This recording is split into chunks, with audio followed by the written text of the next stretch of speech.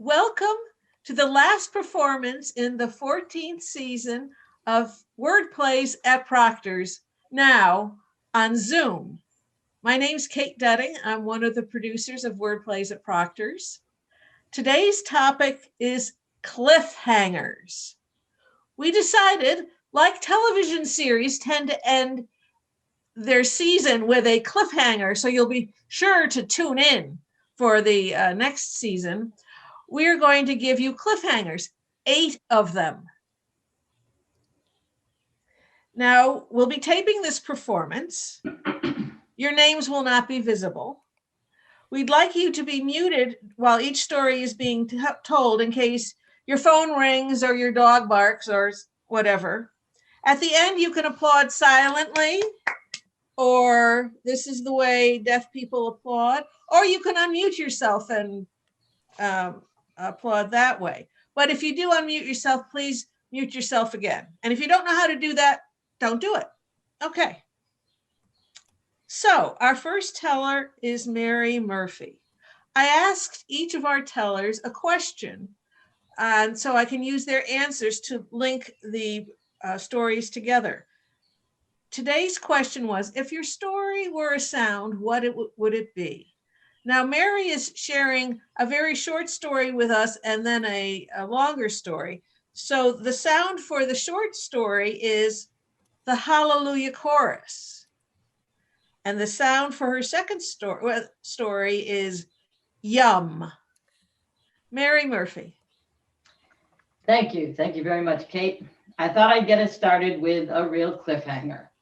This story is called Second Opinion. One time there was an old man, and he decided that toward the end of his life, he wanted to buy a big mansion. And he knew exactly what he wanted. He wanted it to be on a cliff overlooking the sea. And that's just what he had. He loved it there. And every night before bed, he'd take a walk around his fields and his cliff edge, and he'd look out at the sea. And one night, when he was taking his walk, well, he noticed that it was a very blustery evening, and he was being blown hither and yon, but he continued his walk until he walked too close to the edge of the cliff, and he fell right over the brink. Well, lucky thing, there was a small tree sticking out from the cliff's edge, and he was able to grab a hold of it with both hands and hang on for dear life, so he didn't fall all the way down. Well, it took him a little while, but he caught his breath, and he looked up and said, "Is there anybody up there?" At once, a voice came from the firmament. It was a deep sound, very reassuring, very comforting. It seemed to come from the cliff itself, and the sea, and the sky. And it said, "My son, there's always someone up here. All you need do is let go of that small tree, and you will descend gently to the ground below." Well, the old man, he was thinking about that, and then he looked down at the jagged rocks 200 feet below. And then he looked up again and said, "Well, is there anybody else up there?"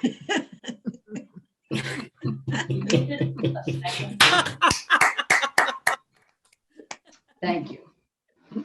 Thank you. And now for a yum story. Now, my aunt, who has been dead many years now, but she was a great storyteller, and she was one of the best storytellers I've ever heard, and one of the best storytellers in my family, although my mother was good too. But Dot used to tell me, my Aunt Dot used to tell me this story on many occasions, and I always thought it was a good story. And I always thought if I ever got a chance to tell it, I would. And so today, I'm going to tell it. Everybody in my aunt's family had a sweet tooth, and they all had a preference for a certain candy, homemade chocolate fudge, the kind that you make from scratch, and no substitutes will do. It had to be the old, tried and true, pre-World War II recipe. Butter, sugar, baker's chocolate, unsweetened, whole milk, vanilla, maybe a little coffee for some mocha flavor, but that's it. Bagged chocolate chips were for cookies, my aunt said. And marshmallows are for roasting. They have no place in our fudge.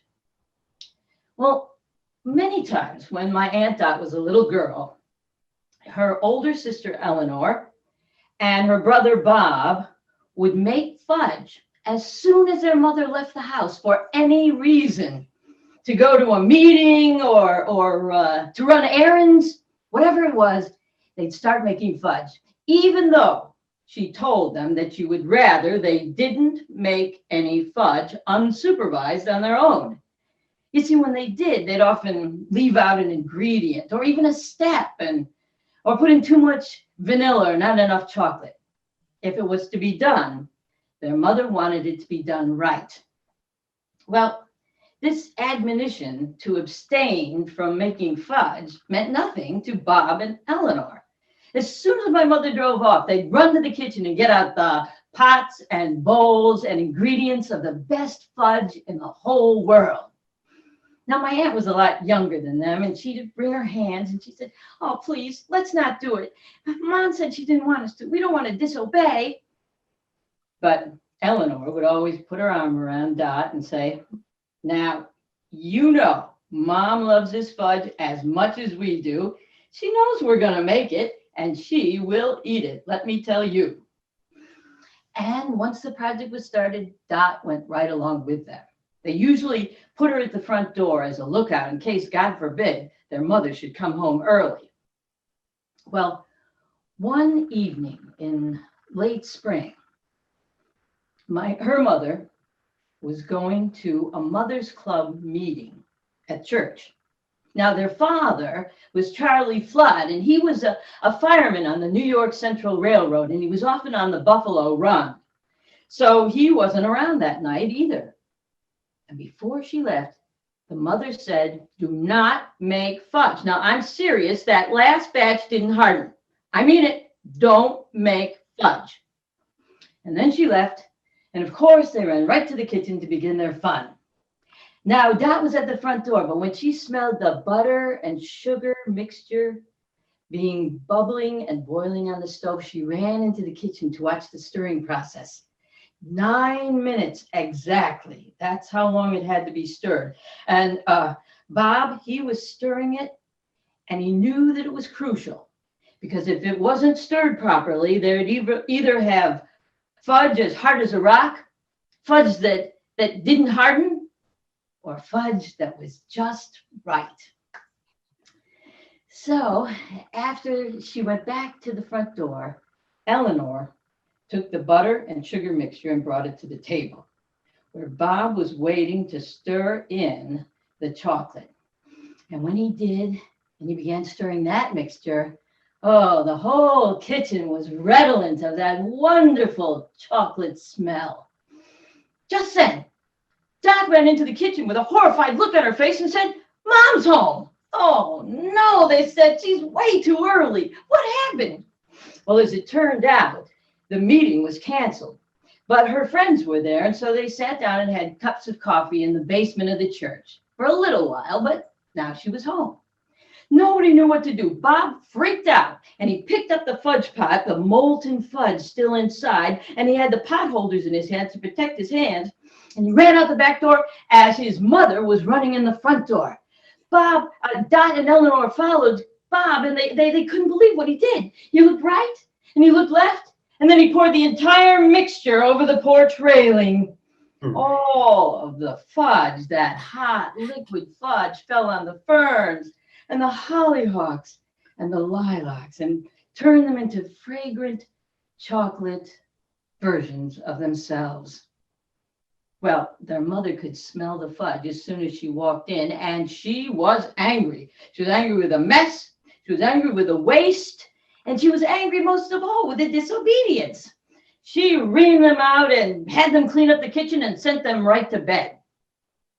But the next morning, Dot woke up very early, just before dawn. And she went to the back window because she wanted to see what had happened to the fudge. And when she got there and looked down, she saw her father, Charlie Flood. He'd just gotten home from the Buffalo Run, and it was just beginning to be dawn. He had his overalls and his lunch pail in one hand, and with the other, he was picking chocolate lilac leaves, scraping the fudge off them with his teeth. And he had a big smile on his face. Well, Dot raised the window and she waved down at him, and he said, I don't know what happened here. I'm sure there's a story, but right now, I don't care what it is. Come down and help me eat this fudge. It's just perfect. And so she put on her robe and she put on her slippers and she came downstairs into that wonderful, cool spring morning. And she and her father had a lovely time picking leaves and scraping the fudge off them. They even cleaned out the fudge pot. And when my aunt would tell that story in later years, she'd always say, if you've never had fudge on hollyhock for breakfast, you should try it. It's delicious. But then anybody in that family would have liked fudge, even on liver or Brussels sprouts. Yay.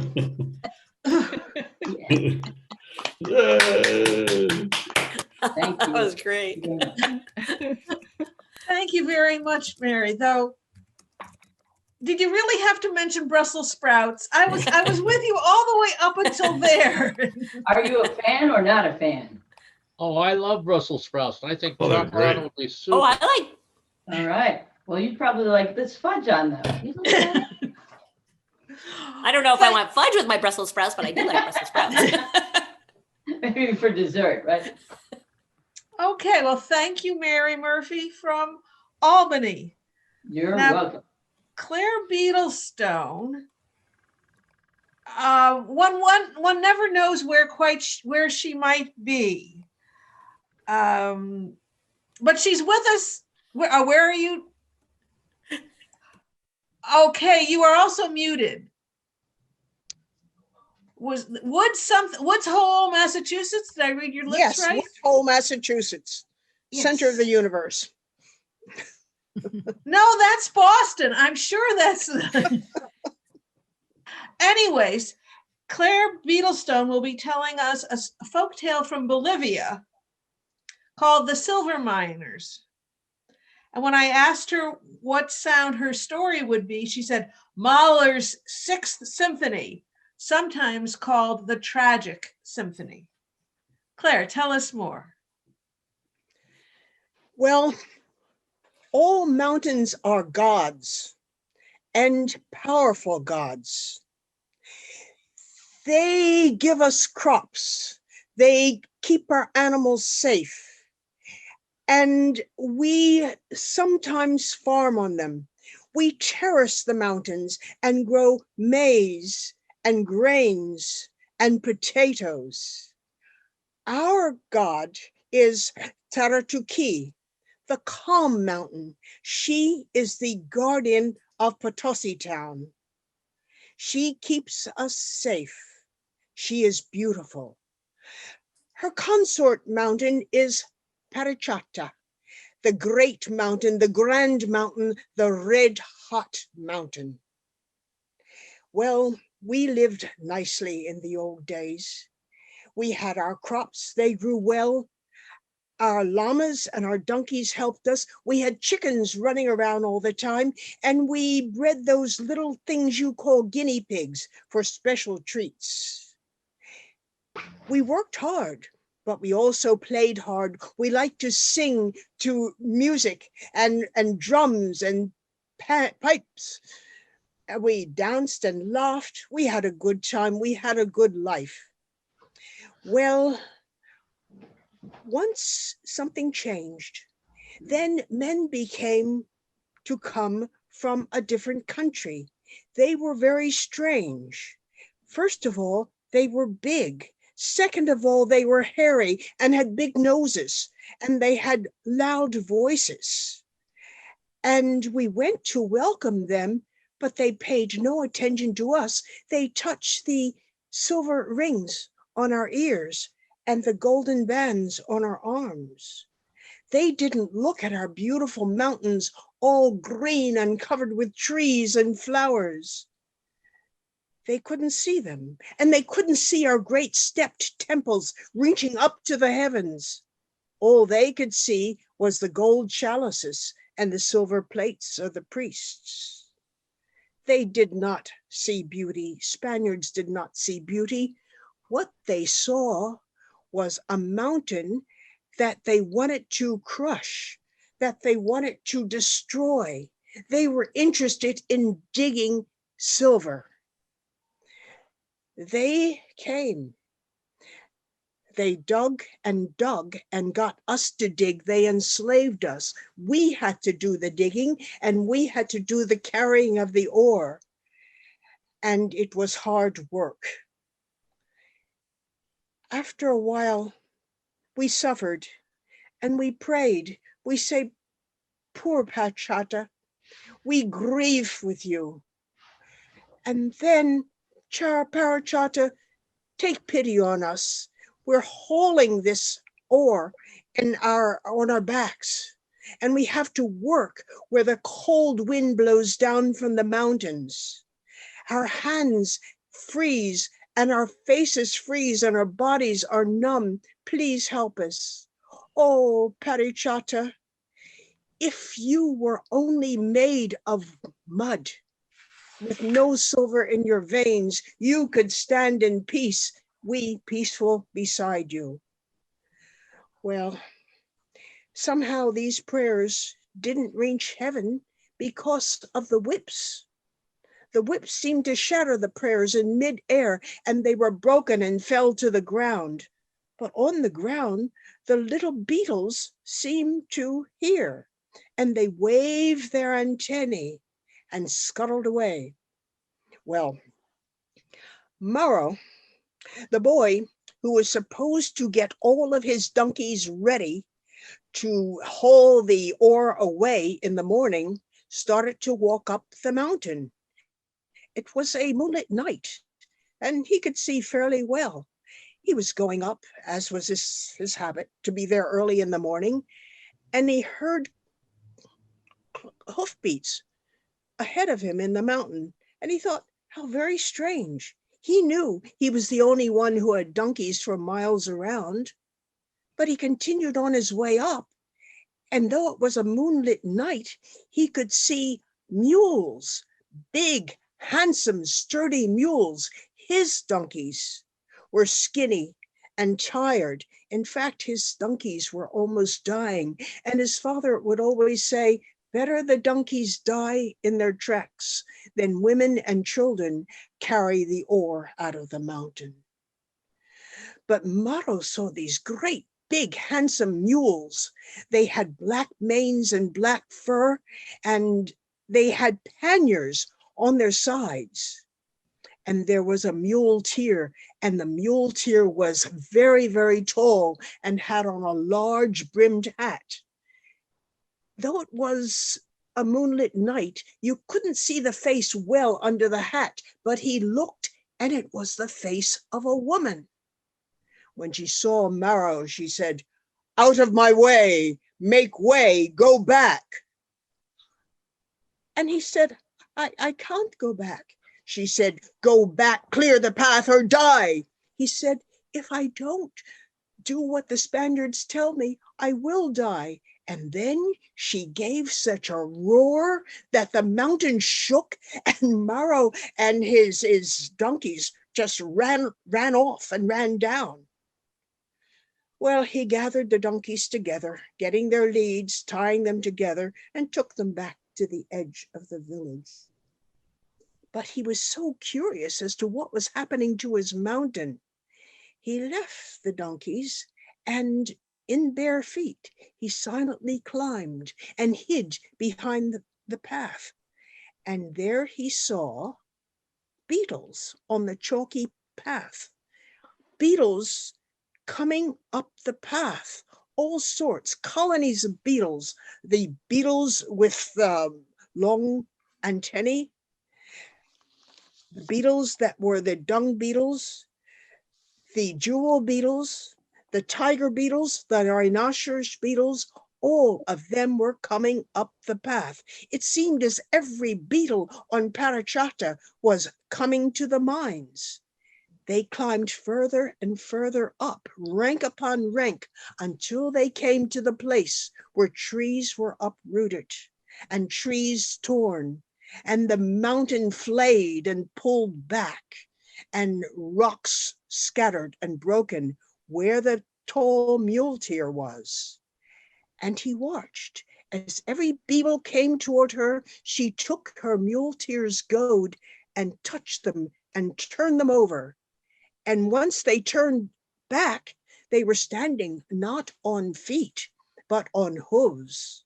And their legs were covered with fur, and their bodies were those of huge, strong, healthy mules. And the muleteer took a wicker basket and put it over them. And at this moment, silver, molten silver, began to flow out of the mountain. And then it spurted and spouted in fountains right into the mules' panniers. And once they were filled up, all of the silver turned into ingots. And once this had happened, the mule just turned around, went down the path, and disappeared into the darkness of the night. Well, the next day, when the Spaniards came greedy for more loot, and the poor slaves just rolled out of their sleeping and started to crawl up the mountain, they could find no silver. The Spaniards looked and looked. Oh, how they looked.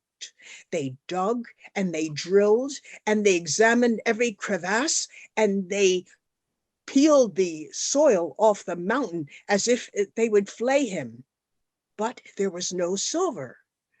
Now, Mauro finally spoke up, standing between the muzzles of his father's mules. He said, "The silver is gone. You won't find any." The neighbors looked at him in astonishment, and the Spanish looked at him and scowled. And then he began to tell you how the beetle mules had taken all the silver out of the mountain. Well, the Spaniards just scoffed, and the village people looked down at their feet. There were no beetles anywhere on Parachata. Well, no one ever knew where the beetle mules had taken the silver. Some think it might have been taken to the keeping of Tarakaki, Parachita's wife, really. It was in her core, hidden down deep, so deep that no one could ever find it. Well, spring came and all of the scars on the mountain had healed. Grasses grew again, flowers bloomed, and trees, saplings started to grow. And, in the early dawn, when the dew was on the grass and on the leaves and on the spider webs, there was a twinkle. There was a little twinkle of silver everywhere. So you cannot say that Parachata was without silver. Well, this mine, Parachata, was the mine that financed the Spanish empire for generations.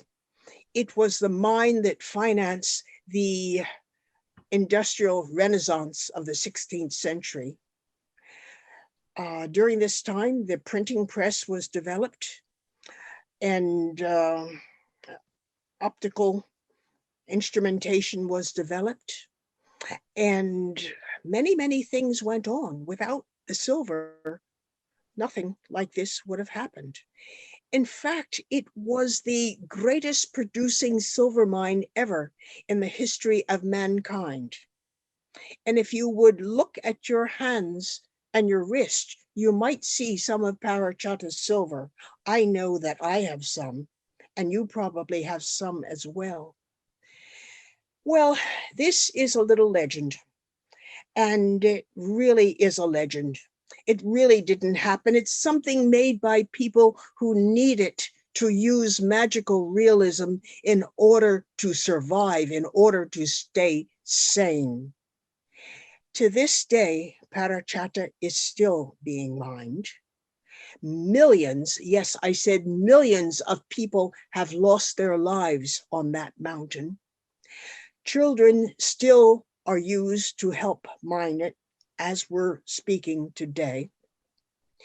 The mountain has been mined for a long time, for centuries. It's beginning to collapse upon itself and collapse upon the miners. Mercury is now being used to extract the silver.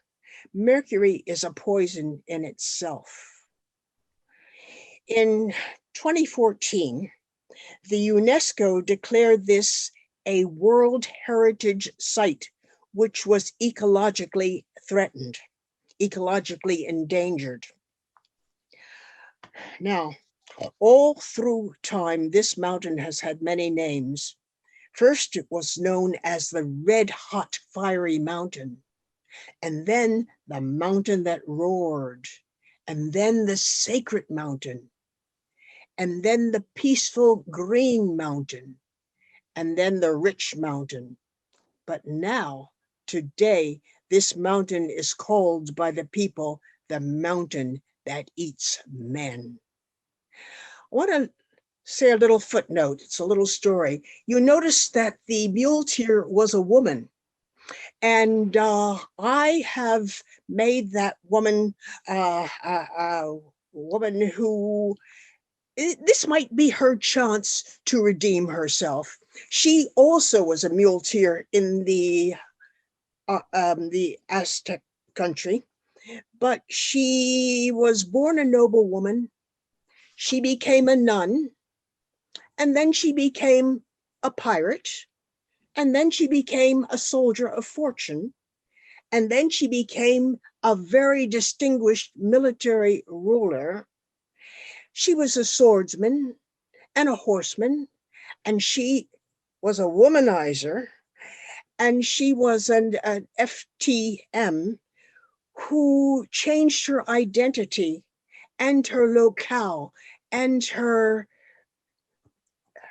whatever she did regularly. And in fact, she changed her name more than you change the filter on your furnaces. But one day she disappeared completely. Now, whether she died or whether she had changed her identity and tried to run away, history drops her out in her late 30s. But anyway, that is the story. Her name, well, Orozco is her name.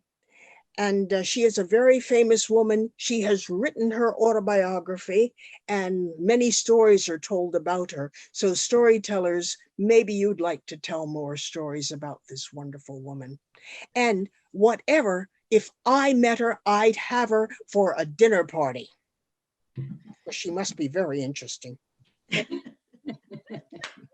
you.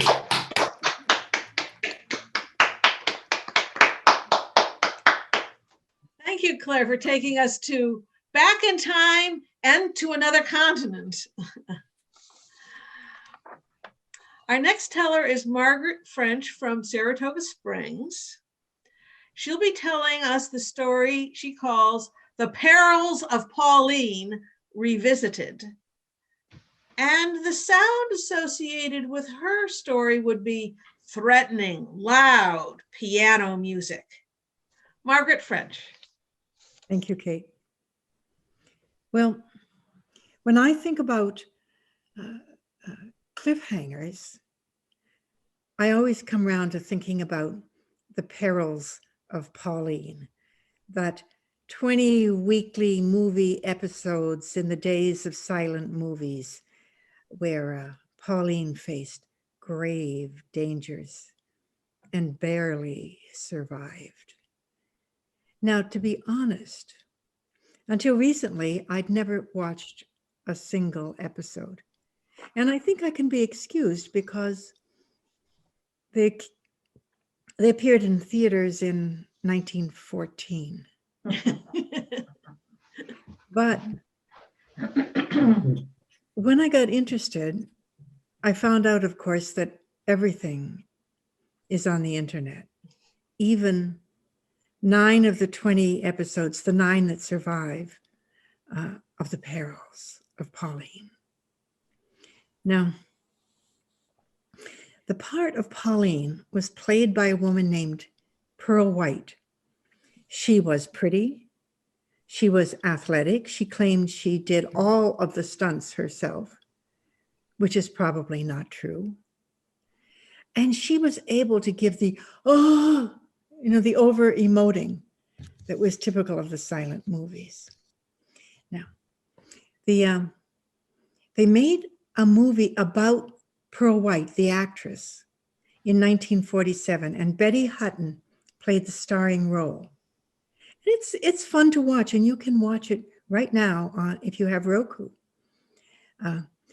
It isn't, unfortunately, historically accurate. But anyway, now I thought it might be fun to retell episode 1 of The Perils of Pauline. Now you're going to have to listen up because the perils come fast and furious at times. This episode was 30 minutes long. Mostly they were only 20 minutes. Now, first of all, the good guys. There are 3. There's Mr. Marvin. Mr. Marvin is very wealthy, very kind, and very old. Now, he is the father of Harry, and he is the guardian of Pauline. Pauline has a fortune of her own, and Mr. Marvin is the trustee. Now, Mr. Marvin's greatest desire in life is to see Harry and Pauline get married. Harry is a good guy who's in love with Pauline. His dearest wish is to marry Pauline. And Pauline, for her part, she loves Harry, but she doesn't want to get married right away. She wants some excitement, some adventure in her life, even though she expects that one day she'll marry Harry. At which point, presumably, all excitement and adventure will be done with. Well, the 3 of them come to an agreement. Pauline will spend 1 year having exciting adventures, and then she'll marry Harry. Those are the good guys. But there are bad guys. Now, the first is Kerner. Kerner, despite a despicable life of crime, he has wormed his way into the confidence of Mr. Marvin, and he has a job as his private secretary. Mr. Marvin trusts him implicitly. And the other bad guy, who is even worse, is Hicks, an old crony of Kerner. So Hicks shows up one day and he goes to Kerner and he demands money, or else he'll tell kindly Mr. Marvin about Kerner's life of crime and the time he escaped from prison. Well, Kerner gives him the money he has, but says, look, Mr. Marvin's old, he's going to die soon, and he trusts me. And when he dies, I expect that he'll remember me generously in his will. So they're waiting for kindly Mr. Marvin to kick the bucket. It doesn't take long. Mr. Marvin gets ill, and Harry calls the doctor, come right away. My father is very ill. there's Mr. Marvin on his deathbed, being propped up so he can write his last will and testament. And Mr. Marvin writes, I give my property to my son Harry, and I ask Kerner, my trusted secretary, to be in charge of my ward Pauline's estate until she marries. And then he dies. Well, Hicks and Kerner, they realize that if Pauline were to die before she has a chance to marry Harry, then Kerner will remain in charge of her fortune, and they propose to bump her off. Now, Pauline is still intent on living a life of adventure and excitement. So Kerner and Hicks, they have a suggestion. It's in the newspaper. In Palisades Amusement Park, there's going to be a balloon ascent, a dirigible. And for $500, which seems a lot for 1914, they will take passengers. Pauline is jumping up and down with joy. This is exactly the sort of thing she has in mind. But Hicks, villainous Hicks, he's got other plans in mind. He talks to a farmer and asks him if he has a lively horse, he'll pay him money. We're not sure at this point what he plans to do with a lively horse, but we are about to find out.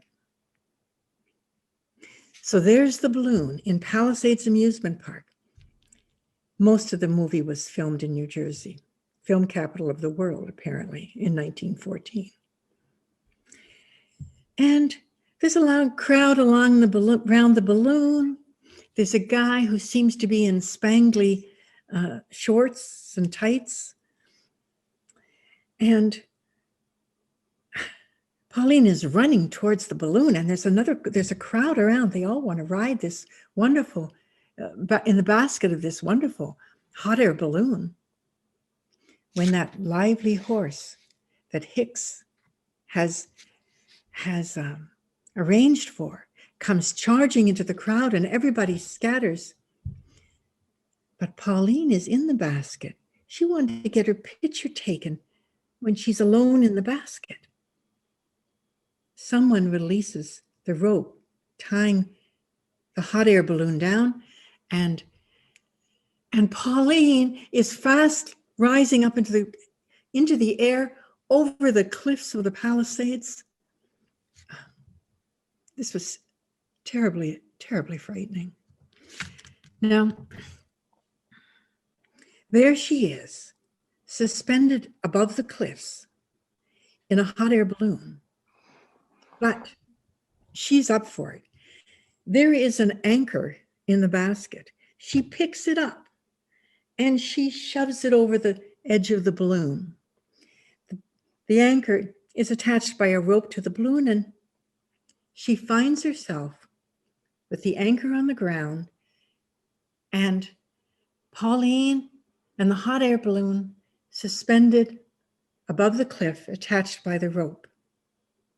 So Pauline climbs out of the basket, and hand under hand, she goes down the rope to the cliffs below.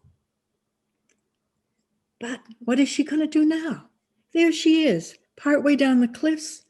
There's the balloon up in the air, but she has no way to get up and no way to get down, because those cliffs are ridiculously, perilously steep. However, Harry is up on top, and Harry is going to rescue his beloved. And fortunately, Harry has a rope in his car. So some of you are doubting some of this. I don't know why. So Harry attaches the rope to his car and he throws it over the edge of the cliff, and hand under hand, he goes down to be with Pauline. And presumably they're going to climb back up the rope. But while he's climbing down the rope, the bad guys, Kerner and Hicks, they are cutting through the rope with a jackknife. Takes a little while, long enough for Harry to get all the way down to Pauline. But then the rope is cut and it falls down, and Harry and Pauline, they take a look and they realize somebody has tampered with the rope. They're a trusting couple. They never do figure out that it's Kerner and Hicks. What will they do now? They've got a rope, but they can't get it back up, and it's not long enough to get to the bottom of the cliff. So Harry has an idea. He will climb back up to the balloon and let the air out of the balloon. And before the air is all out, he'll climb back down, and then the hot air balloon will deflate. And as it deflates and comes down, they can use that long rope, throw it over the cliff, and go down to the bottom of the cliff. So Harry climbs up to the balloon, and he lets the air out, and he climbs down before the air all goes out. And there they are. The balloon deflates. They throw the rope over. Now remember, he's just come down from the cliff, up to the balloon, back down from the balloon, hand over hand, vast distances. If you saw this movie, you would realize just how difficult this is. And now the two of them, they just have to use the rope to climb down the cliff and save themselves. But there's a new problem. Our heroine, Pauline, she says to Harry, "Harry, I'm dizzy. You'll have to carry me." You got to feel sorry for the guy. I know. So she climbs on his back, puts her arms around his neck, and Harry goes down the cliff with Pauline on his back. Now, needless to say, when Harry gets to the bottom of the cliff, he is tired. He is staggeringly tired. He's just come down the cliff, up to the balloon, down from the balloon, and down to the bottom of the cliff with a full-grown woman on his back. But the villains never sleep. And Hicks arrives in his car. And he goes and while Harry is still staggering from exhaustion, Pauline gets tied up. Her ankles, her hands behind her back, she's gagged, thrown over his shoulder. She ends up in the car, and the bad guy drives off. Well, Harry kind of staggers after them. How can an exhausted man catch up to a man in a car? But a guy comes by driving a horse and wagon, and Harry says, "I'll buy that horse." So the guy sells him the white horse, and he unhitches it, and he leaps on the horse bareback, and he gallops off in the direction of the car. I hope you're all with me. This is there's a lot to this story. I had to watch the thing half a dozen times before I could figure it out. Meanwhile, the bad guy drives Pauline to an old dilapidated house. He carries her into the house and up the stairs, and he throws her down on the floor, and he smokes a cigarette. It's apparently what you do in such cases.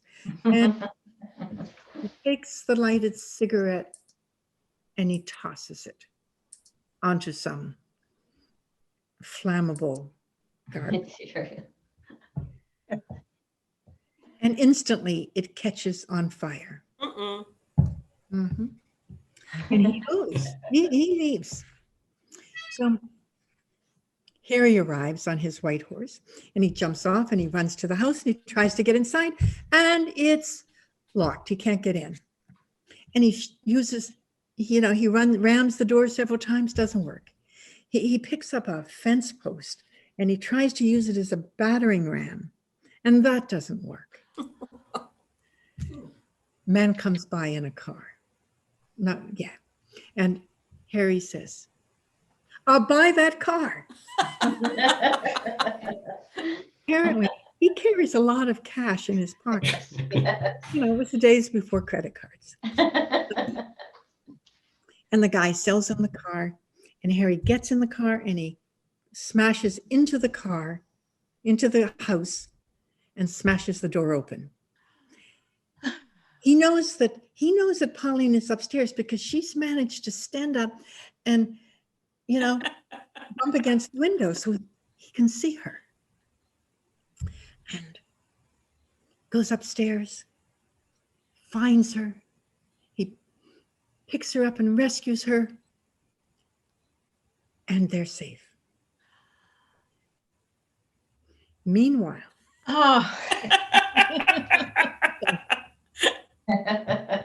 so Kerner informs the authorities that Pauline has disappeared. When Pauline and Harry, they come inside the house. Poor Harry has a bandage over his forehead. And Pauline is looking tired. And her hair is a frizzy mess and her eyeliner is all smeared. What happens next? We don't know. But it is suggested that we come to the theater in the following week and find out. And I don't know for sure, but I do know that in episode number 2, it involves some entrapment in a cave, some Sioux Indians.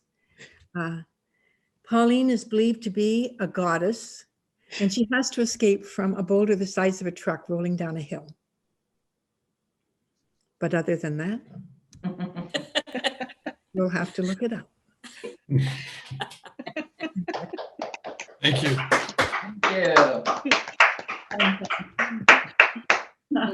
Thank you, Margaret. I thought you would take us through all 9 episodes, but that was just the first one. Oh my goodness. Just episode 1. Yeah. You can't take your eyes off the screen for a minute. That was great. Excuse me. Well, thank you, Margaret. I am the next storyteller to end out the first half of our program today. I'll be telling A Tale of Two Monkeys, which is a personal story, but it has 2 folktales in it. And the sound associated with my story there are 2 sounds. Crunch.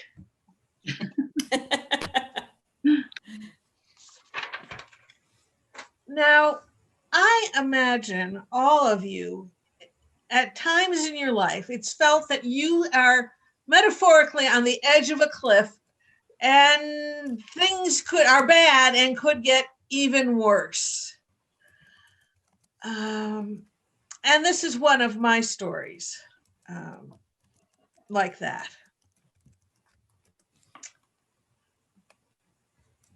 25 years ago, I was a computer programmer, had been for over 20 years, but I fell in love with storytelling.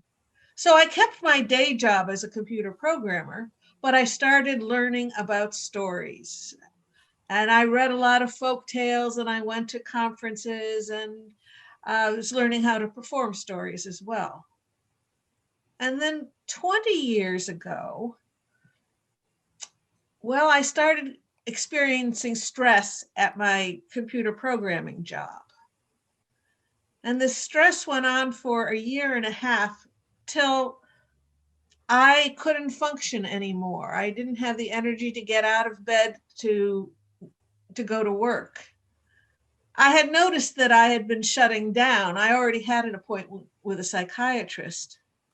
So I kept that appointment. And that psychiatrist told me two very important things. On the first session, she told me, Kate, when your body is undergoing stress, your brain produces chemicals to help you deal with the stress. But when you're under stress for a long time, like you've been, your brain can't keep up with producing enough chemicals. And that's why you feel depressed.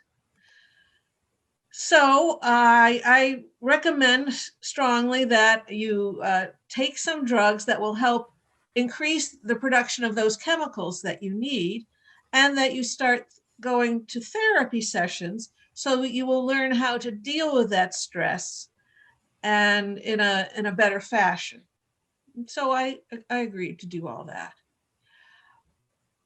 A few sessions later, after the psychiatrist got to know me and learned that I was also a storyteller, she said, you know, Kate, I think you should try to find a story that describes the situation you've been in. And I went, oh, I know I should have done that. Now that you mention it, that I know folktales have a lot of wisdom. They had to, because they lived in the oral tradition for hundreds, if not thousands of years, and every generation had to see the wisdom of the story and tell it to the next generation, or we would never know any of these stories. I should have thought of that. My psychiatrist said, okay, don't beat yourself up about that. When you're depressed, that impairs your ability to think. And I went, oh yeah, I had noticed that too. So by my next session, 2 weeks later, I came back and I said, I found two stories. One about what I did, and the second story about what I should have done. And so then I told her these two stories. Once there was a monkey who lived near a river. And the monkey had found plenty of things to eat on that side of the river until one day there wasn't any. And the monkey looked longingly across the river where he could see there was food available, but he had no way to get across the river. He couldn't swim. And it was too deep for him to walk. But he kept on looking longingly across.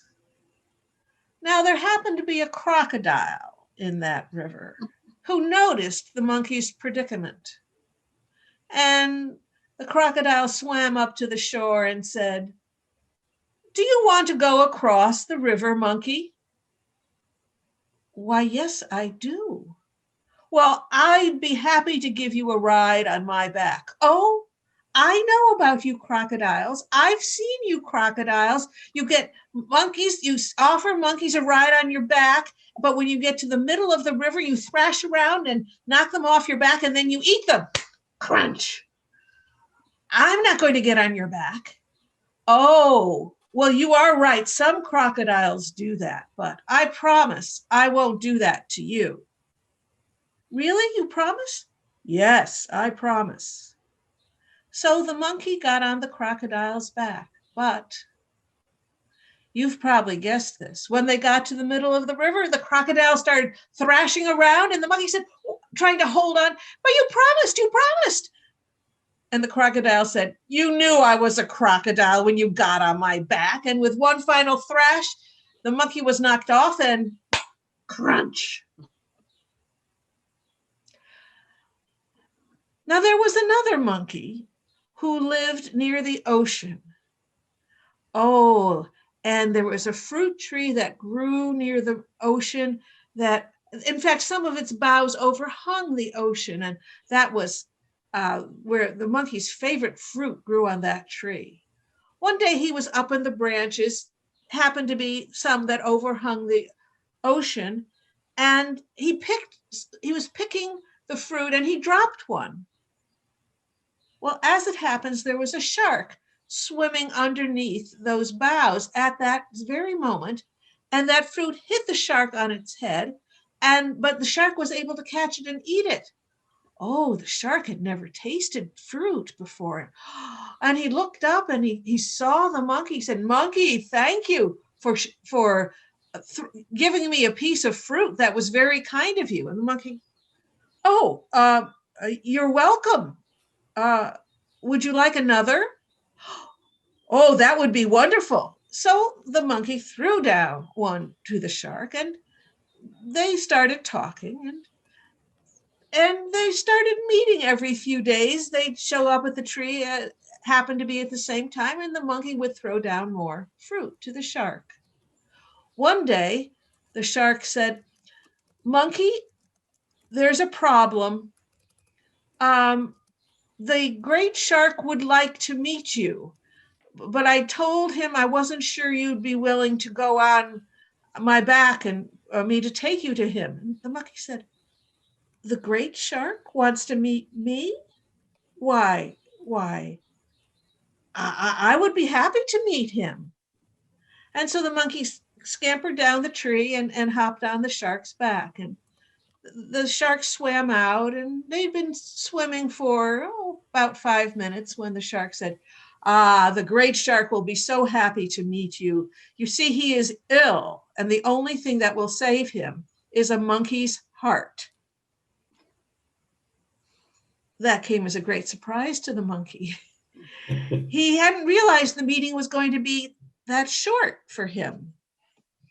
So he said, "Oh," and he thought, he tried to think as quickly as he could. He said, "I wish you had mentioned that before we left the shore, because I don't have my heart with me." "What do you mean you don't have your heart with you?" "Oh no, you see, we monkeys, we jump around so much that our hearts tend to fly out of our body. So we in the morning we take our hearts out of our body, put them in a safe place, and we only put our hearts back in our body at night when we go to sleep. And I don't have my heart with me, and there's nothing we can do about that now." "What do you mean there's nothing we can do about it? I'll just swim us back to shore. You go get your heart, and then we'll head out again." "Oh, that's a good idea. I'm glad you thought of it."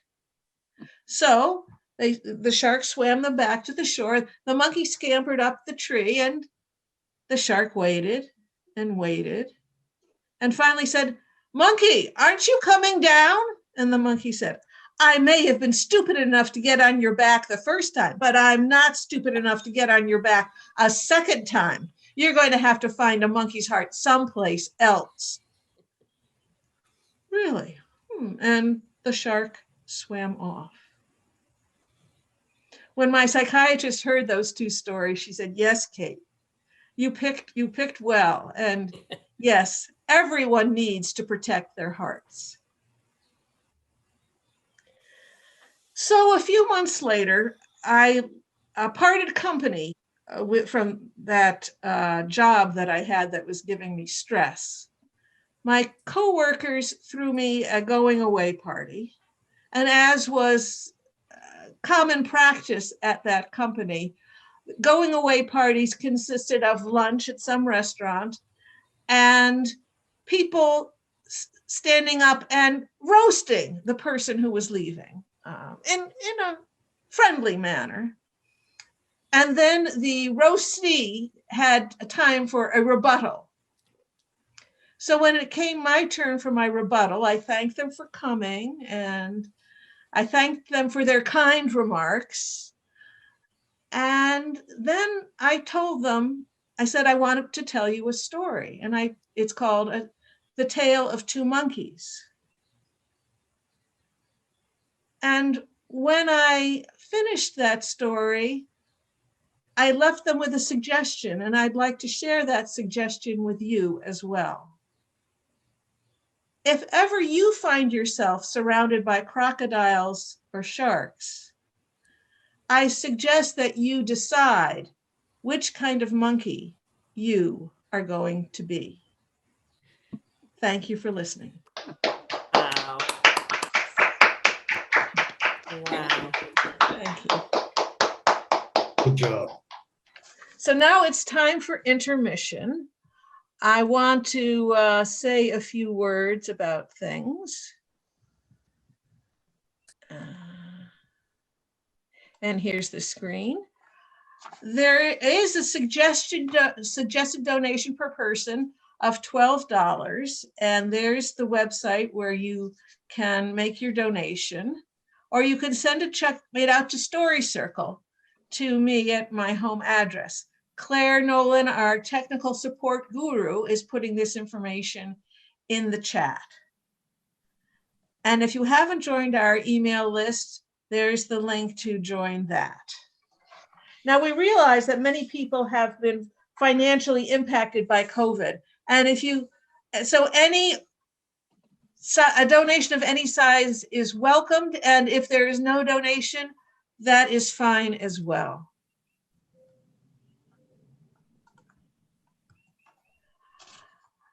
This performance will be rebroadcast on Public Access TV, Open Stage Media's Arts and Ed channel, which is run by Proctors, who also is handling our online donations.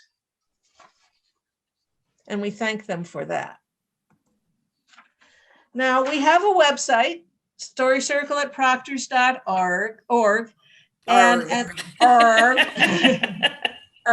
that's the Southern Connecticut accent there. I thought it was the pirate version.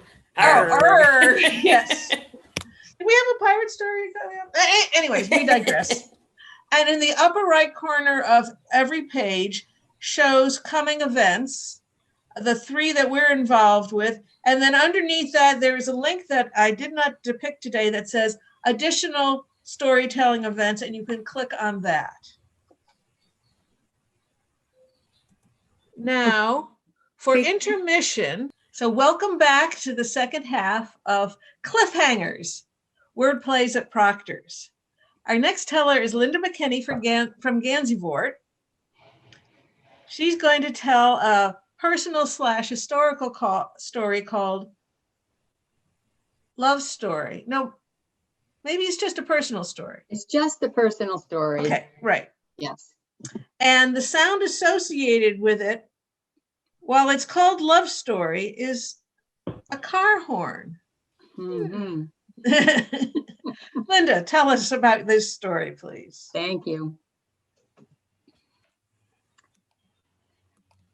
This is a story about a middle-aged woman looking for love after divorce.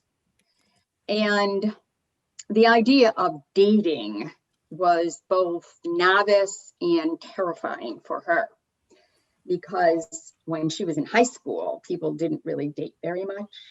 You were either going with a boy or you weren't. You might see a boy that you kind of liked and you would scheme with your best friend to figure out how to make him notice you. That seldom worked.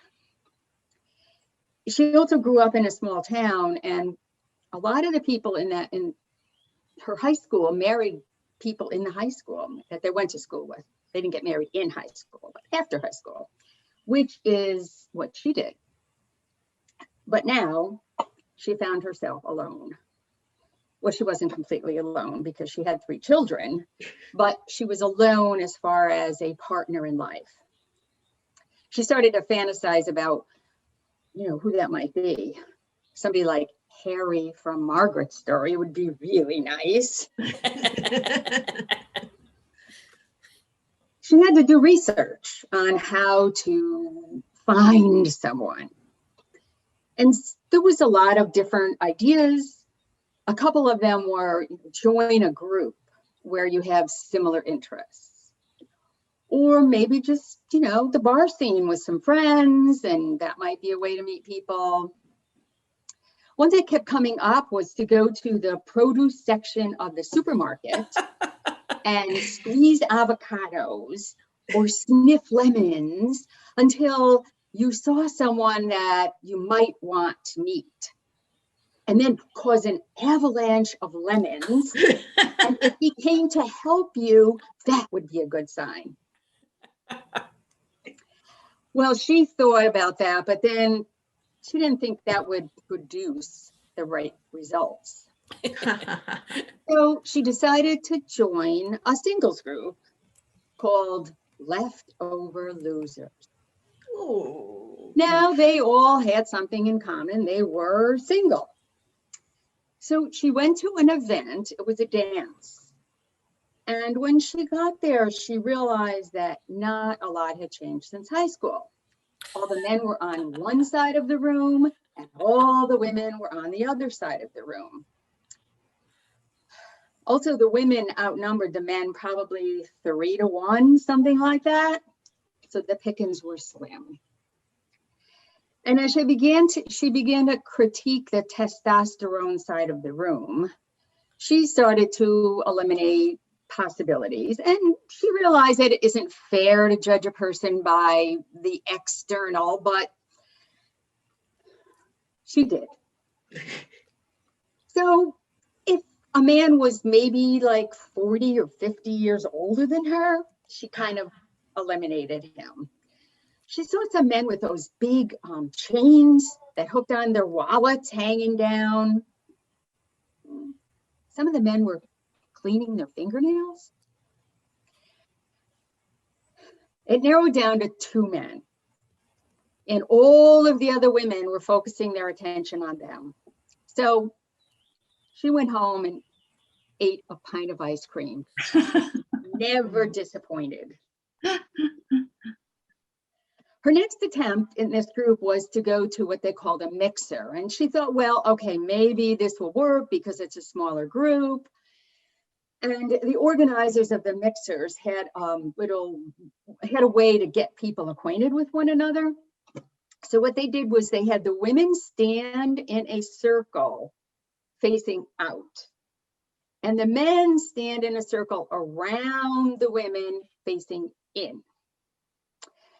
And then they would play music, and the women would go in one direction and the men would go in another direction. This was like a musical version of Russian roulette. When the music stopped, you were expected to dance with the person you found yourself opposite. The person that was opposite her was a cross between Fred Flintstone and Bigfoot. He was large and he had black coarse hair everywhere, on the back of his hands, coming out his nose, on top of his ears. He just looked at her and went, oh, and grabbed her and started dancing, holding her very tight. He never spoke. He just kept making those grunting sounds. When the dance was over, she ran home. Ice cream was not enough to placate her that night. So she decided to try the bar scene. And you probably know that men may be intimidated by a group of possibly drunk, united in solidarity women. And so it did take her several attempts and a lot of cosmopolitans to meet someone. And he seemed like a nice guy, and he was a nice guy. However, on their second date, when he drained all of the little creamers on the table and then smacked his lips, she knew he wasn't the man for her. Well, she was having coffee with her best friend, and her best friend offered up her brother. And so our damsel in search of love thought that this might be a good option because the sister seemed normal, perhaps the brother would be too. And so the two women, just like back in high school, began to scheme about how to make this introduction happen. And they decided that maybe like a family game night would seem innocent.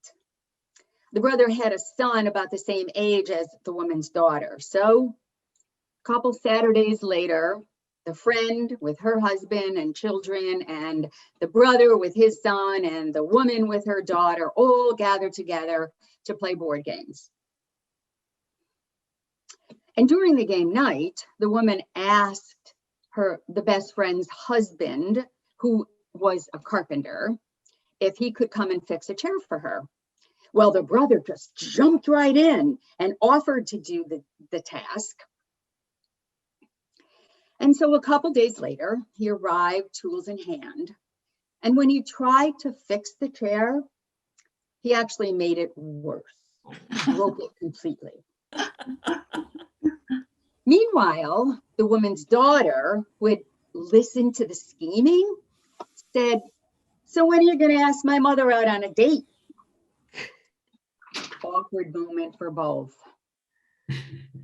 But not so awkward that he didn't ask her out on a date. And when he came to pick her up, she noticed he had a really nice car.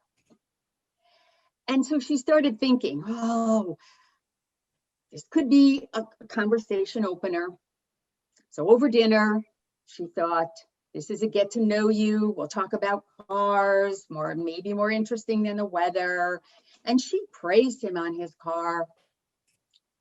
And then she started lamenting about her own car and all the problems that she'd had with it. And told him that she couldn't wait to get rid of her Buick. She hated Buicks and she wanted to trade it in and get another car. He hesitated so as not to make her feel uncomfortable, and then told her that his car was a Buick. And went on to tell her that it was a Grand National. And he had gifted himself that car when he got divorced and had to live in a tiny apartment. And it was the first brand new car that he'd ever purchased. And he just loved that car. And he just thought how cool this car is. An awkward moment for her, but not so awkward that he didn't ask her out on a second date. And they went out for ice cream. And as she was maneuvering her way into the front passenger seat, holding up her chocolate ice cream cone, she slammed it on the ceiling of the car. Oh, no.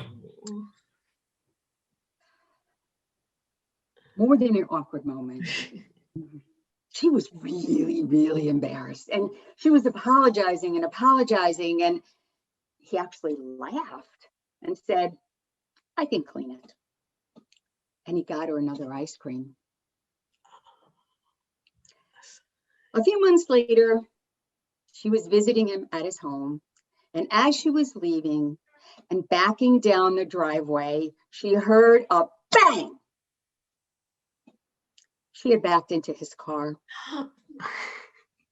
The car he loved. The Grand National. The cool car. Limited edition. He'd never owned a brand new car before. She thought about just continuing on her way, moving away, and never seeing him again. But she pulled up her big girl pants and went in the house and told him what had happened. And she was crying. She wasn't just crying, she was sobbing and apologizing. And after crying for several minutes and him being silent, he took a deep breath and he said, it's just a car.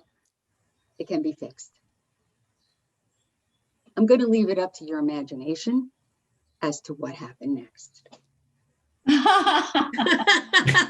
Nice. Nice cliffhanger. Very good. Thank you.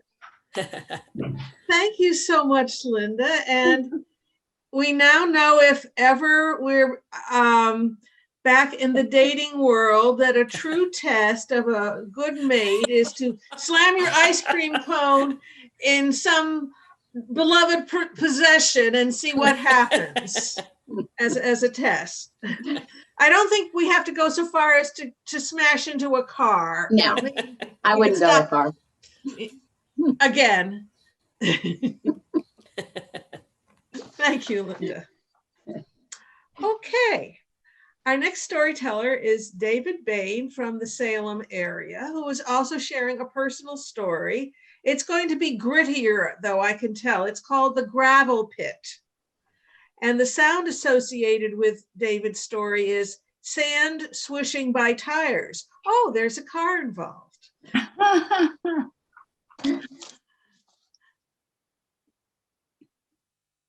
Oh, thank you very much. I appreciate it. I think you'll find some similarities between this story and the other. Like I said, there's often the hero of a story is a car, as Linda has pointed out. And in this case, the hero is a 1968 Ford Bronco. It was brand new. My father just bought it. And since I was 15 years old at the time, this was a car I basically learned how to drive on. And I had a friend, and we'd go out in the woods, we'd drive the Bronco until it got stuck. And then we put it in 4-wheel drive, and then we get it unstuck, and then it gets stuck again. Then we'd spend the rest of the day getting it unstuck so that we could go home for dinner. And there was a gravel pit that we also went to. We did the same kinds of things. Well, the Bronco was good for more than just horsing around in the woods and in the gravel pit. It also got me to my first job. My first job was an ice cream stand. And, it was a small little building in the middle of a great big parking lot. And these people would pull up and park around the building and go up to little windows, and they would order ice cream. I mean, you guys know the setup. You've all been to one, I'm sure. And then there would be cute little teenage girls who would come up and give you your ice cream. And my job was to carry the ice cream from where they made it to the coolers and keep the coolers well stocked. So you get the picture here. It was basically a teenage hormone pit. There was a lot of exciting romances going on, but it was also a good opportunity to get to know your peers. Anyways, the next summer I got the job that I really wanted, and that was building hiking trails for the Appalachian Mountain Club in New Hampshire. And so in the middle of the summer, they gave us a long weekend, and I went down to visit my parents. And I used the Bronco, and I went over to the ice cream stand. And yes, I might have wanted an ice cream, but really that's where there were a lot of teenage girls. And at that point, I looked pretty good. I mean, I looked as good as I ever did. Although I did get better. I got a little more buff a little bit later, but we don't need to worry about that. I still looked good enough to get a date with one of these ice cream scoopers. And I thought that was pretty cool. So I took the Bronco, took the top off of it. So it was nice summer day, convertible and all the rest of it. And I went over to pick up my date. Now, her father, I don't know. I mean, he had a little trouble with this situation, and he gave me kind of the third degree, but he still let us go out. And so we took off, and we went to this little restaurant. We went to this, we had dinner, and, frankly, it wasn't going so great, because really all I had to talk about were trees and trails and mountains and axes and wood. And frankly, I can't remember a single thing that she had to talk about. So it was kind of rough, a little bit bad. But then as we were leaving, she said, I'd like to go swimming. And I was like, this wasn't part of my agenda. I'd never, I was totally surprised at this. And there was a nice little local river. And it turns out she had her swimming suit on underneath her clothes. So we go to this river, and, she jumps in. But I'm not taking off my clothes. This is not my situation. This is not good. This is not something I want to be doing. So, swimming naked with a woman that I barely even know. So I did what you would expect a boy to do. I sat on the bank and I threw stones and I threw sticks and I waited for her to do her laps. And so then she gets back in the Bronco and I'm like, okay, well, now it's my turn. You want to go to the gravel pit? Now, you probably are thinking the gravel pit is like, well, it was not a teenage hangout. And really, I just wanted to have fun with the Bronco because I'd pretty much given up on this date. So we go down to the gravel pit. She says yes. She got a little problems with it, of course, but she says yes. So we get down to the gravel pit, and right in the middle of the gravel pit was this giant pile of sand. And I had known from being there before that if you got it just right, you got lined up just right, you could make it to the top of this pile of sand. So I put it down in low gear and I get the speed up and I hit the sand and we're going up the side and the headlights are pointing straight up into the sky and the tires are spinning like crazy and sand is coming up on each side of the Bronco. We get right up and the car is like shuddering because it's trying to get up. And it gets right up to the very top. And then we get dropped down the other side. And now we're facing straight down. And all of a sudden, between the seats, there's this voice. And the voice is saying, stop the car. It's going, whoa, what the hell is going on here? There's nobody there. And so I slam on the brakes and I'm literally standing on the brakes. The car is at such an angle that my butt is not touching the seat. And so I look like, oh, what's going on? And my date is like plastered against the other side of the car. Huh. And the guy, I could hear the voice say, okay. And I said, well, and I started to let loose on the brakes a little bit. They go, no, don't do that. It's okay. And so here comes this guy. He comes up on her side, between the two wheels, comes up on her side. Now she's all over me. It's like, whoa. And here's this guy, he's got a t-shirt on, he's got his hair's all messy. And, he's covered in sand.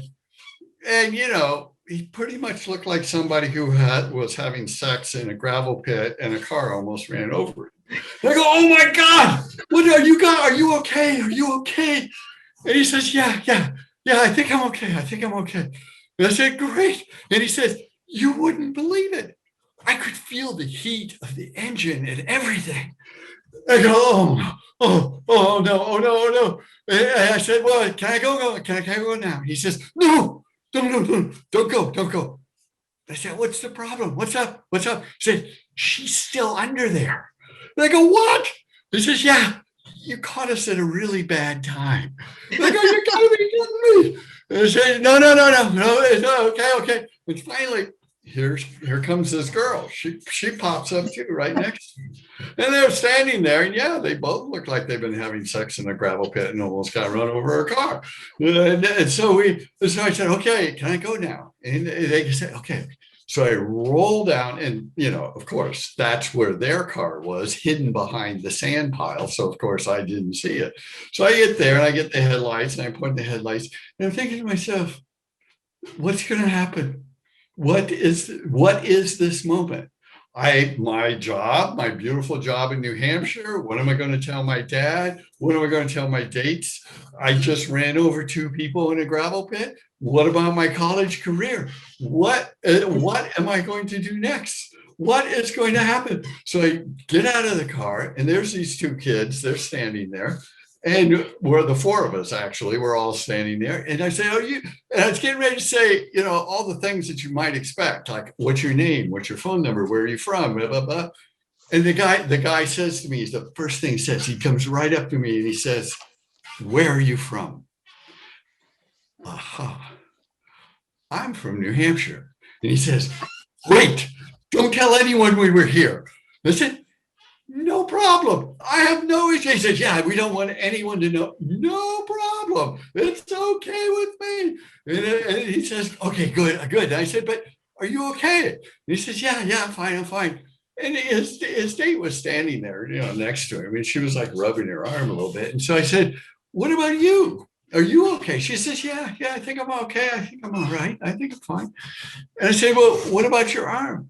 And you can see, and she puts her arm down, and you could see the headlights, from the headlights, you could see the light going across her arm. And she was rubbing a little bit. And, you look and you could see the tire tracks. My tires are going right across her arm. I said, is that okay? She says, yeah, it's okay. It's not broken or anything. And I said, are you sure? She said, yeah. So we go all four, we all get into our cars, we drive away. Who are those people? They're out there somewhere. And I would really like to have a conversation with all three of them. Because when I got my date back to her Marine Sergeant father, she was out of there quick. I don't remember her name. I don't know where they are. They're there. Thank you.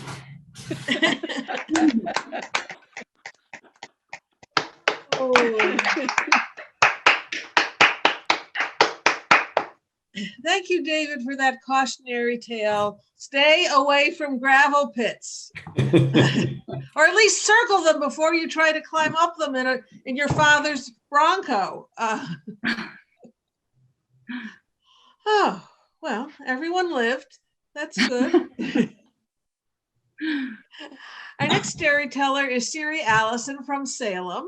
She'll be sharing a folktale from Ecuador called 5 Eggs. And she was the one who came up with that the sound of her story was the Canadian brass and 5 eggs. Tell us your story, please, Siri. Well, I chose the Canadian brass because I thought my story was kind of loud, but sort of lighthearted. But oh my goodness, not as exciting as that one. I knew that story already, David. My heart is kind of still pounding. All right. So my story is from Ecuador, and I found it in Pleasant Despain's book called The Emerald Lizard. And I think it was Kate who told me he had lived in Troy. And so I emailed him, and he wrote back and said that he now lives half the year in Thailand and half the year in Greenwich, New York. For those of you who've come through here, it's 20 minutes away. So maybe someday you'll meet him. So that's fun. So, here we go with another couple story, but not quite the same. There was in Quito, Ecuador, where, by the way, they're having presidential elections today, a couple, Esme, the wife, and Jorge, the husband. And they were very poor, so poor, in fact, that they often did not have enough to eat. So one morning they got up and all they had to eat was the little bit of rice they had, and they ate that and they were still hungry. So Esme reached for the money bag. She knew how much was in there, but she hoped some miraculous way there would be more, and she turned it over and nope, 2 pennies. She knew that's how much there was in there. So she took the 2 pennies and she handed them to Jorge and she said, why don't you go to the market and buy us an egg? It'll be something healthy, and then, well, who knows what'll happen to us after that. So he took the 2 pennies, put them in the pocket of his raggedy coat, and he headed out to the market. And when he got there, oh, there were so many tempting foods. There were these brilliantly colored peppers and papayas and mangoes and bananas. And oh, he could smell this stew or soup that somebody somewhere was selling. Oh, but he had 2 pennies and he was to buy an egg. So he headed to where he knew the egg seller, that was a sort of friend of his named Juan, was usually set up. And yes, there was Juan behind his table. But today, oh, Juan was yawning and his head was nodding. And that gave Jorge an idea. He said, Juan, you look so tired and sleepy. Why don't you go home and take a nap? And I will stay here and sell your eggs for you. And in payment, you could give me 2 eggs. Oh, I would love to take a nap, said Juan. Good idea. And he stumbled off, and Jorge took the 2 eggs that he'd been promised, put them in his coat pockets, and then did he sell those eggs. Get your eggs, best eggs in town. Aren't you hungry for some eggs? Eggs, eggs. And before you know it, he had sold every egg. When Juan came back, he was thrilled. Jorge, you sold all the eggs. Thank you. Well, look, I brought 3 more eggs to sell, but since you've done such a good job, you take So Jorge took the eggs, and now how many does he have? 5 eggs, yes. So he's so excited, he wants to run home, but he doesn't want to break the eggs. So as carefully and quickly as he could, he got himself home, walked in the door. Esme, look what I have. Oh, Jorge, 5 eggs. Oh, what a feast. So she heated the water, she boiled the eggs, she peeled the eggs, she put them on a plate. She put the plate in the middle of the table. She called Jorge and they sat down. Now, Jorge, she said, eggs, 2 for you and 3 for me. Esme, he said, I worked hard to get these eggs. 2 for you and 3 for me. Jorge, she said, it was my idea. And you had the fun of going to the market while I had to sit here bored all morning, and I've done the work to cook them. 2 for you and 3 for me. Esme, he said, if I don't get 3 eggs, I am walking out that door and I am never coming back. Well, Jorge, she said, if I don't get 3 eggs, I'll die. Oh, yeah? Oh, yeah. And to Jorge's amazement, she stood up, she closed her eyes, and she died right there on the floor. Jorge looked down at her. Oh, he said, Esme died. What a shame. She died over 1 egg. What a shame she wasn't happy with 2 eggs. From the floor, he heard, I want 3. Well, he said, I guess I'll have to bury her. He went out and he scrounged up some wood and some nails. He put together a coffin. He called the neighbors. They came and they helped him put Esme in the coffin. And as they lifted it to their shoulders, he said, what a shame. Esme wasn't happy with 2 eggs. And from inside the coffin, he heard, I want 3. Well, all the way to the graveyard, he chanted this little song. In heaven, Esme can have all the eggs she wants. In heaven, Esme can have all the eggs she wants. And after a while, from inside the coffin, he heard, shut up, I want 3. Well, they got to the graveyard. They put the coffin down. The neighbors began to dig a grave. Jorge picked up hammer and nails and he said, I'm going to nail the lid on. What a shame, Esme wasn't happy with 2 eggs. He struck 1 blow with the hammer. The lid of the coffin was pushed away. Esme sat up. All right, she said, you can have 3 eggs. That's better, said Jorge, and they ran home because, of course, by now they were very hungry, and they sat down at the table. Esme picked up an egg, took a bite. Oh, delicious. Jorge, she said, you did a good job getting these eggs. Jorge was already eating his egg. Esme, he said, you did a good job cooking these eggs. Esme took another egg. Jorge, you built me a nice coffin. Jorge took another egg. Esme, you're a good sport. Oh, Esme shrieked, Jorge, behind you, there's a tarantula. Jorge turned around. Esme grabbed the last egg and she stuffed it in her mouth.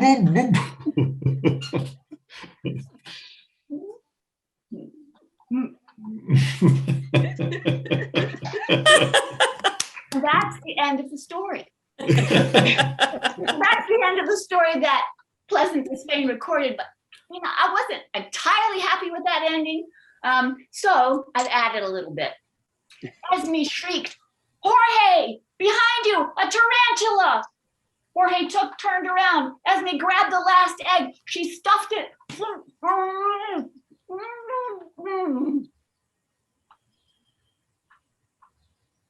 Jorge stood up. I meant what I said. I'm walking out that door and I'm never coming back. He stomped over to the door. He flung it open. And there was a little boy. Who are you? I'm Juan's son.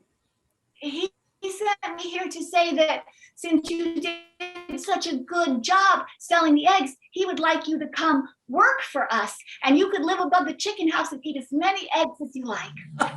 Jorge turned around to look at Esme. She said, I'm not always a good sport, but I am a good cook and I'm a lot of fun. Jorge looked at Juan's son, and he said, we'll be there tomorrow morning. And they were. Good job. Oh, that was great, Siri. Thank Christy you, helped me Siri. with that ending. And Who helped you with the ending? I didn't catch that. Keegan. That was her line. I'm not a good sport, but I am a good cook. Oh, nice. I added a lot of fun because women aren't only supposed to be good cooks. I did wonder if they did not have a knife and they couldn't have cut that fifth one in half. I thought that too. Well, sometimes I've done this with kids and I'm like, okay, what could they have done? And there's a lot of different, they could have scrambled the egg. He could have taken the 2 pennies that he still had in his pocket. He could have bought another egg. So they had 3. They could have saved the last egg. They come up with a lot of original ideas. And why didn't they think of that? They were too hungry. It made them grumpy. So true. Andy, right? Andy's the conflict mediator.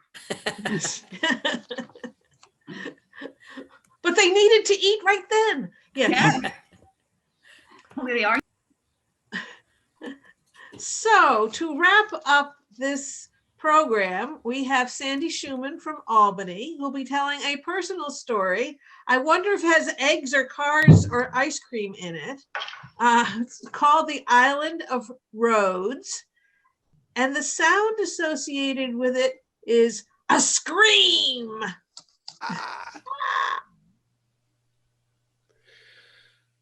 Well, truth be known, I have made a very conscious decision to deviate from today's theme of cliffhangers, because in this story, I was not hanging from a cliff, I went over it.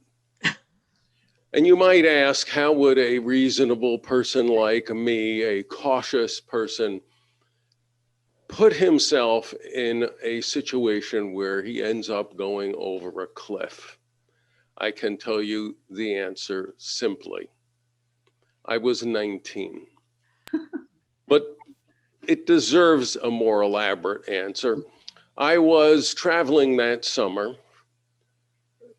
to Israel to work on a kibbutz for a few weeks, but I started out in London. My plan was to buy a motorcycle and make the trip, but some friends cautioned me. They said, going by yourself on a motorcycle across Western Europe, Eastern Europe, the Middle East, it's not a good idea. And they convinced me that there was a better way to go. So I hitchhiked. And I didn't really have a clear plan of my route. And so I took a suggestion and went by way of the island of Rhodes in the Mediterranean Sea. And when I arrived there, I was delighted to find that I could rent a motorcycle, because I had motorcycle fever on my mind all this trip. It wasn't actually a motorcycle, it was a little Vespa scooter, motor scooter. And before I could start my day on the Vespa, I went to the travel agent because I had to figure out how I was going to get from there to Israel, because my due date for arriving was nearing. I asked the travel agent, how can how can I get there? And I don't have a lot of money. I'm on a tight budget. What's the least expensive way? He said, well, there's a boat. That's the cheapest way to go. But if you want to take the boat, you have to leave right now. It only runs once a week, and this is it. Well, if I took the boat, then I would miss this Vespa motor scooter trip around the island, which I really wanted to do. And so I said, well, what are the alternatives? And he said, well, there's a plane that leaves tonight for Tel Aviv. How much does it cost? 232 drachma. Well, I did a little conversion in my head. That was only $10. That's great, $10. I'll take it. He said, be back here at 5 o'clock. From there, I went to the motor scooter rental shop, rented a motor scooter. I saw on the scooter, it did not have a gasoline gauge. The guy said, oh, but that's okay. There's enough gasoline in the tank to take you around the whole island. Don't worry. And that was my plan. I was in the city of Rhodes, and I was going to follow the coastal road and then cut across the island to the other side and take the coastal road back on the other side of the island. He said, you won't have any trouble making that whole trip and be back here in plenty of time for your 5 o'clock flight. Great. I headed out. I first bought a loaf of bread, a chunk of cheese, and a small can of grapefruit juice. And I drove down that beautiful coastal highway. It's a beautiful drive. The ocean is on one side, the mountains on the other. When I came to the city of Lindos, where I was going to cut my way across the island, I found that my loaf of bread had dried to a crisp, and my cheese was melted. The can of grapefruit juice was so hot, burnt my lips. It was that kind of weather. I ate it all nonetheless and started across the island, and the paved roadway turned to dirt. But that's okay. Little scooter can handle it. Until it stopped. And I was a little bit concerned being stuck here out on this dirt road in the middle of the island with a scooter that didn't work. I opened the gas tank. I could see there was gas down there. I jiggled the thing around. I could see the gas slosh around. I put the gas cap back on. It started up again. I took off, sputtering, and continued on my way, and it came to a stop again. And this time it wouldn't start, but I figured I can't be too far from the middle of the island, where is the village of Laramie, and I'd get gas there, or whatever it is that this scooter needed, I'd get it fixed. I continued pushing this scooter, and then a car came toward me from the middle of the island, tiny little car, 4 or 5 people crowded into it. They stopped and we chatted, and I made out in their broken English that there was no gasoline station in Laramie. There was no mechanic shop of any kind. And so they continued on their way, and I turned the scooter around and proceeded to push it toward Lindos, from whence I had come, knowing that they had a gasoline station there. And as I continued to push the bike,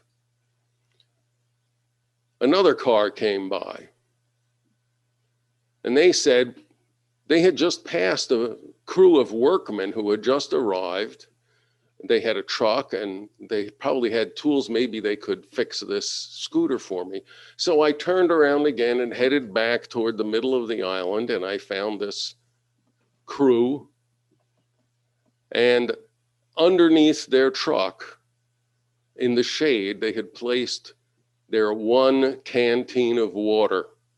And they saw my condition, pretty well dehydrated by that point, and offered me some of their water. And seeing they only had one canteen for the whole crew of them, I only took a sip. They took out their tools, removed the spark plug, cleaned it, shiny, put it back in. The scooter started up, and I went back on that dirt road, heading back, trying to make time now because I was beginning to get concerned about getting back in time for this 5 o'clock flight. And then the scooter stopped again. And I was really at my end. So I abandoned the scooter and I started walking. And as I'm walking, another tiny car comes driving toward me. And so I went out in the middle of the roadway and waved my arms, and two very frightened people stopped their car. They thought I was a bandit, and they were amenable to turning around and driving me back to Lindos, almost relieved that their concern about this lonely dirt road had been fulfilled, and they would now return to safety of civilization. I got out in Lindos, went immediately to the cafe, bought a Coca-Cola and a glass of water, and apparently it was apparent I was in need of hydration, and they brought out a pitcher of water, the only pitcher of water that I ever saw in Greece that had ice cubes in it. I felt like I had really been favored by these cafe owners. When I had recuperated sufficiently, I went to the petrol station, put down a deposit on a 1-gallon can and filled it with petrol and headed back to the beginning of that dirt road. And I'm about to put my thumb out to hitchhike, and I realize I have been out on that road for 4 hours and only 3 cars came by. I cannot bide my time waiting for another car. I see a little old man sitting on a bench with a white straw hat and a dignified straw hat. And he's all dressed in white, just sitting there on a bench. The only person around. I go up to him. He doesn't understand English. I point to my can of petrol. I point to the dirt road and I say, Vespa. And he gets up and walks away. Yeah, it was worth a try. I go to the stand at the beginning of that road, looking, searching for some car that might be coming by, and behold, here comes a full-size Ford station wagon. A white Ford station wagon comes right up to it's the little man behind the steering wheel. He waves me in, I come inside the car, he drives me down that dirt road. There's the Vespa, I pour the gasoline in, I give him the can, he'll get the deposit, small compensation for his offer, and now he's going to have to drive that car probably across the island till he can get to a wide enough spot to turn around and come back. Anyway, I get on that scooter, I rev it up, the gasoline did it as fast as I can. I'm trying to make my way back to the city of Rhodes to make the 5 o'clock plane. I have an hour to make that trip, where it took me 2 hours to get out to Lindos. I'm twisting the throttle, trying to wind it out and get a little bit more speed out of this little scooter. It was a narrow road. On one side of the road was the mountain, and on the other side was the cliff with the Mediterranean Sea down below. And right ahead of me suddenly was a steep curve. I couldn't slow down fast enough to make the curve. Luckily, I didn't go into the mountain. I went over the cliff. Luckily, the cliff didn't go straight down to the Mediterranean. There was a ledge about 20 feet down. And I landed on the ledge. Luckily, the ledge had been used as a garbage dump, and so I hit all this soft garbage down there and didn't get hurt really, except that I had done a somersault through a sticker bush at the top of the road. And so I was full of stickers and garbage stains. And when I regained my composure, I kind of picked myself off and I hauled that scooter back up to the road. And as soon as I got on the road, I wound out the throttle as far as I could and made it as fast as I could. I arrived at the travel agent maybe 45 minutes late. I figured I probably missed the plane, but maybe I could still make it somehow. And there at the travel agency is this long line of people. Well, I just elbowed my way through and they parted like the Red Sea, I suspect because of the thorns and garbage stains all over me. And I went right up to that travel agent and I said, I'm here for the 5 o'clock flight to Tel Aviv. And he said, that will be 2,232 drachma. And I said, wait, this morning you said it was 232 drachma. He didn't even look up at me. He just said 2,232 drachma. Well, I thought I had been had, but I paid, it was probably around $90 because I couldn't wait for another week for the boat. I had to keep going on my way.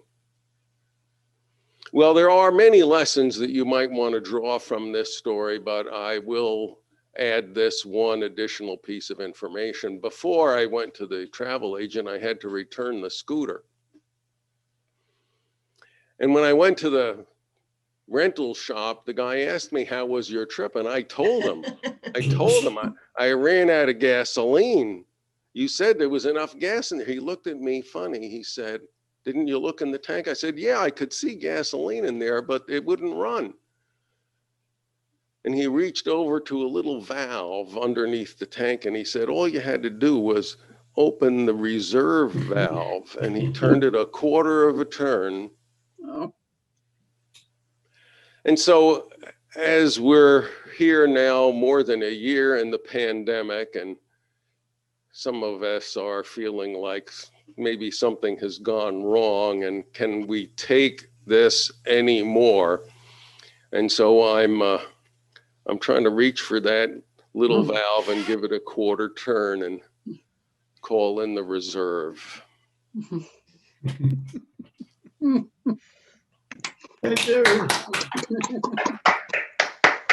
All in the reserve.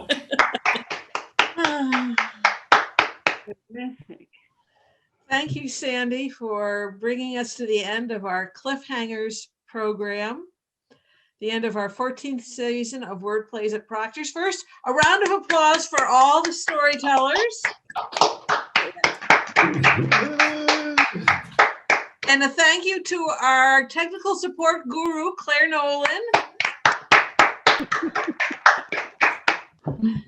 And a thank you to our listeners for coming and joining us. No stories without the listeners. Now, Thank you to Kate for all you do to bring all of this to us. Thank you so much, Kate. Yes, My thank you, pleasure. Kate. The opportunity to learn how to tell stories on Zoom and give us a whole new life of storytelling. Thank you. Yes, Thank you. my pleasure. I can say for sure, certain we'll be back in September. Exactly how it's a cliffhanger. You'll have to wait and look at your email and see what's happening in September.